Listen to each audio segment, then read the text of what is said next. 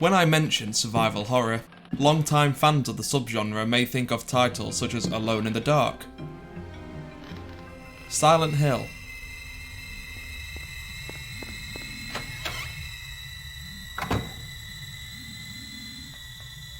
and the game that coined the term survival horror, Resident Evil.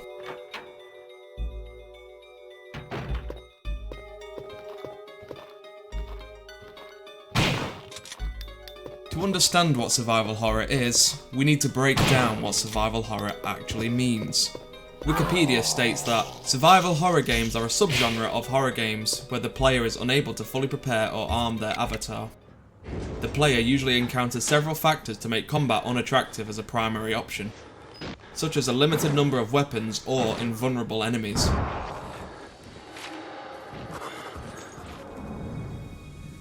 If weapons are available, their ammunition is sparser than in other games. This succinctly explains what I personally believe survival to be in the context of survival horror games. Horror, however, is subjective and therefore more difficult to define. What is scary to some may not be scary to others. However, if a game is designed to be a horror game by seeking to intentionally elicit fear in its audience, then it is a horror game. So there may be some games in this list that you may not find scary and some that you may think belong on this list. Please leave a comment in the comment section below on what games you feel belong on this list and other games you think don't belong on this list. So let's look at what we know a survival horror game needs. Number 1. Designed with horror in mind. The developers of the game must have intended to create a game with horror as its core theme. Number 2. The player must frequently be in a state where they must play conservatively to succeed. This means not wasting ammo and health on unnecessary encounters either by focusing on dodging or taking a different route altogether. Number 3. There must be a constant or looming threat to your character's well-being, be it through entities wishing to do you harm such as monsters, bandits, or even natural predators, or through the survival of basic needs and external forces such as hunger, thirst, temperature, and in some cases, mental health. So without any further ado, and in no particular order, here is my list of the top 10 best survival horror games. Enjoy! Resident Evil 2 Remake. There isn't much more that can be said for this illustrious series that hasn't been said already. Resident Evil 2 Remake is a shining example of what other remakes should be. True to the source material while adding a wealth of extra content while never once leaving behind the feeling of the original. Resident Evil 1 and 2 for the PlayStation 1 are some of my favourite games of all time, and I would highly recommend playing them. However, if the idea of dated graphics, tank controls, and just god-awful voice acting throws you off... This is the ultimate life form. Tyrant! Chris? Stop it! Then just stick to the remake of Resident Evil and Resident Evil 2. Both can be found on most modern platforms. Dead Space. Silicon, osmium. Now, where is she? There she is. We have visual contact. So that's Ishimura. Impressive. The USG Ishimura. Do you love sci-fi? Do you love horror? Do you love being chased by hideous alien creatures? Then this is the game for you. Everybody relax. What was that? Did you... Not sure. What the hell? I don't know. Something's in the room with us.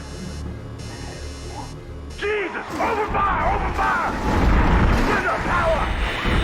Tinder! Come on. Often described as Resident Evil in space, Dead Space takes place on the USG Ishimura, a Planet Cracker-class ship with the main objective being to break open a planet's surface and gather its resources. A mining ship? In space? I've heard of this somewhere before, and I don't recall it going so well. Not only is this game a great example of survival horror, it's also damn fun to play. The weapon upgrades you can acquire are awesome. The curb stomping you do is satisfying. Just apply directly to the forehead. The game was so fun and easily replayable that it was my first ever Platinum trophy when the PS3 was first released. Ah, memories. Silent Hill 2. No surprises that a Silent Hill game would make it onto this list, and arguably Silent Hill 2 is the best and scariest game within the whole series. You play the part of James Sunderland, a man that receives a mysterious letter from his dead wife informing him that she is waiting in Silent Hill. Sadly, this game isn't widely available on modern hardware without the use of emulation. There is a remastered version of the games for the Xbox 360 and the PlayStation 3, but we don't talk about those. Oh, and Konami. Scrutinized. While you might not think of this game as being a survival horror in the traditional sense, this game is just that.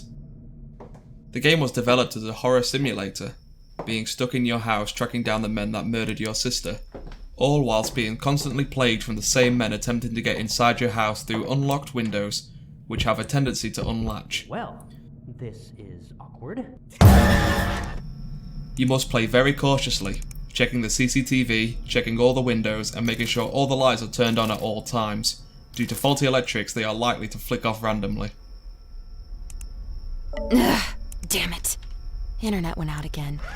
I need to go reset the router in the backroom closet. I have played a lot of horror games in my gaming career, and this is one of the scariest games I have encountered so far. The reason this game is so scary is that it's so real. Your house is meant to be a safe place. This isn't meant to happen. Добрый вечер. Darkwood. I bought this game after seeing it in the Steam sales. Upon reading the overwhelmingly positive reviews, I thought I'd give it a shot, and I was not disappointed. You wake up in a dilapidated shack surrounded by a huge, dark, foreboding forest, which seemingly has grown over all the roads leading out, with its tremendous roots. Each night you are attacked by wild dogs, savages, and other creepy monsters, which get more and more aggressive and numerous as the nights go on. One of the greatest things about this game so far is its ambient soundtrack. If you pick this game up, make sure you use some good quality headphones and turn up the volume as loud as you dare. And that goes for all the games on this list, as a matter of fact, as they all have amazing soundtracks.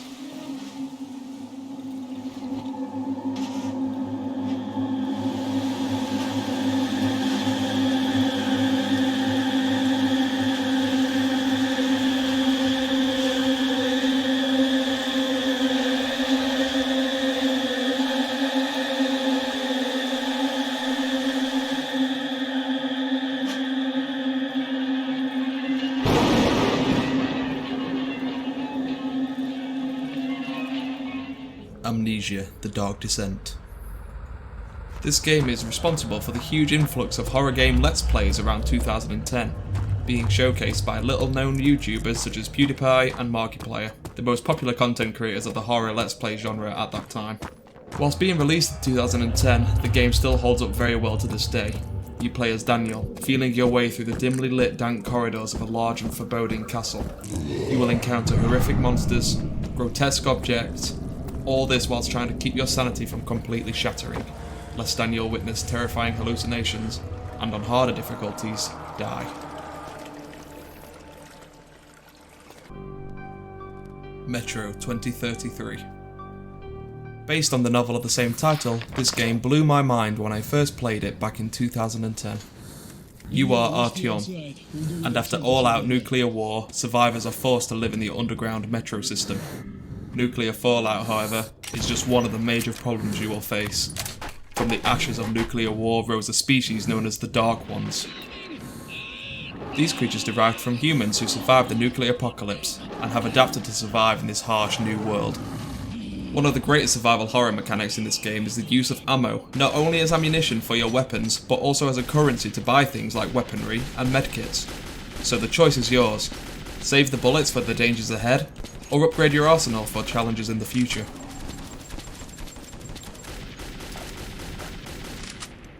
Lone Survivor. If you're a big fan of retro-style 2D graphics in games, then look no further than Lone Survivor. An infection has turned your city, and possibly the world's population, into aggressive, grotesque mutants.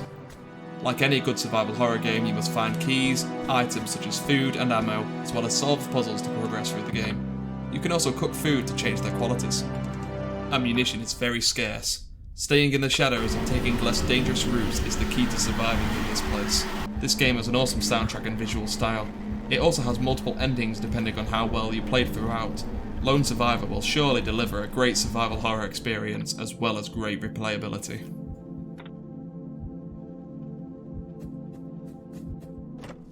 Fatal Frame 2, Crimson Butterfly. It's a bit cold. If there was ever a game to deserve a remake or remaster, then Fatal Frame 2, Crimson Butterfly is that game. It's a shame that this game did not quite reach the same levels of popularity as the Resident Evil and Silent Hill series in the West. The story follows two twin sisters, Mio and Mayu Akamura, as they explore an abandoned village. This village has a very dark and hidden past.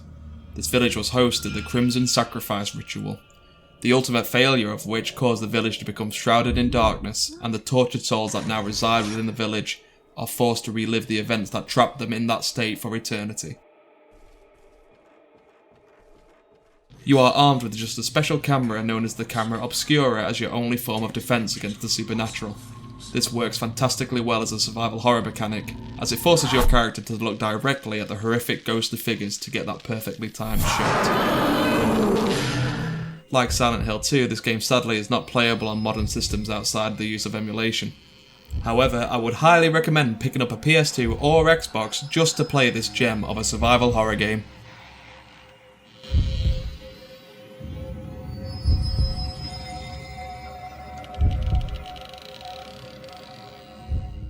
So there you have it, my top 10 list of survival horror games.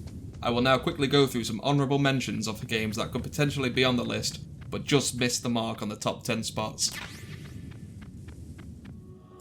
Alone in the Dark. The grandfather of survival horror games before the term was even coined, a massive inspiration to games such as Resident Evil and Silent Hill.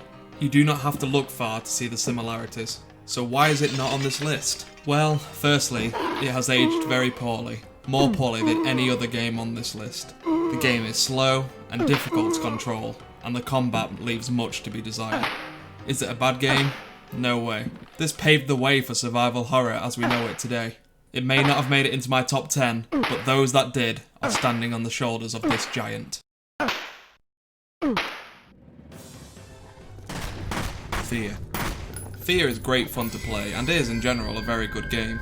It didn't quite hit the mark for me, however. The truly scary moments are too few and far between, and the ammo scarcity never became an issue in my playthroughs.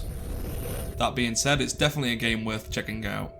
F.E.A.R 2 and 3 are okay games, but they pale in comparison to the original. Resident Evil 4. Now don't get me wrong, Resident Evil 4 is a fantastic game, probably one of the best in the series, but it sort of lost that survival horror feeling from the first 3 games. The ammo isn't that rare, especially later on, and a lot of the gameplay just isn't that scary. Except for the regenerators, they still keep me awake most nights. If you haven't yet played this game, drop what you're doing immediately and play it. After you watch the rest of this video, of course. Penumbra Overture released in 2007, 3 years prior to Frictional Games' other title, Amnesia: The Dark Descent. The game may not have aged as well as Amnesia, but it still retains that feeling of dread and mystery which Amnesia lovers will be sure to enjoy.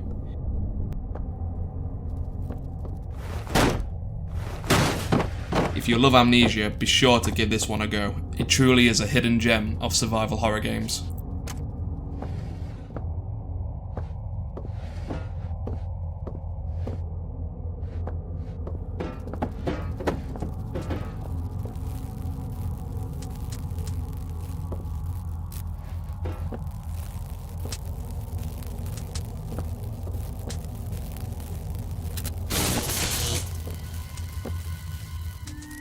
Alien Isolation. I know a lot of people are going to disagree with this choice, but this is my list, goddammit.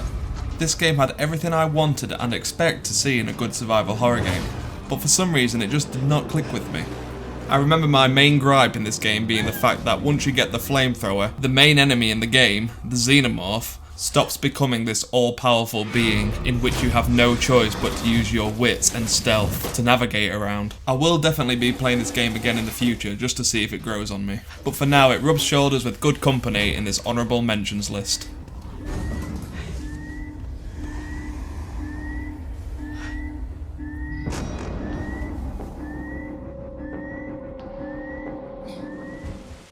Clock Tower.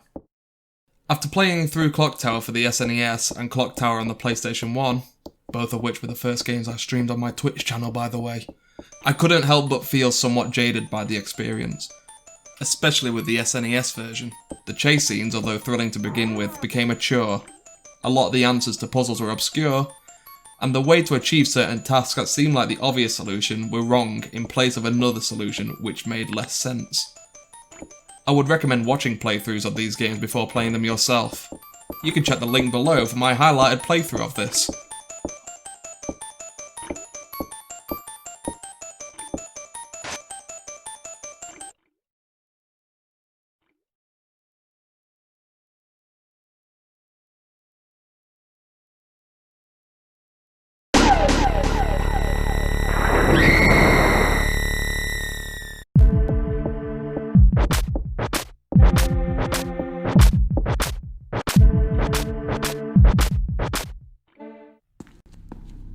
Haunting Ground.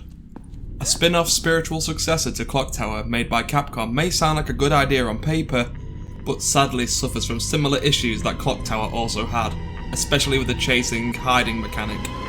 Chases in horror games are great, they are often tense, very scary, however in Haunting Ground it happens so often that it becomes very tedious and annoying. You may be halfway through doing a puzzle, and right near the end an enemy shows up, so you have to drop what you're doing and go find a spot to hide, wait for a while and go back. At this point you've lost your train of thought, and when you just get back to the room where the puzzle you were doing is, an enemy pops up and chases you again. Annoying! But it does have a cute dog named Huey in it, and if that isn't reason enough to play, I don't know what is.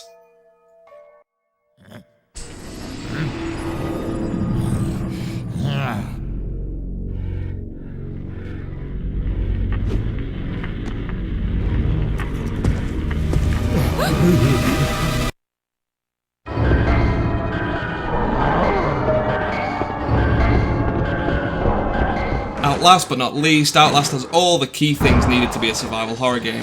It has the horror aspect, you don't have a weapon, so you could say ammunition is very, very scarce.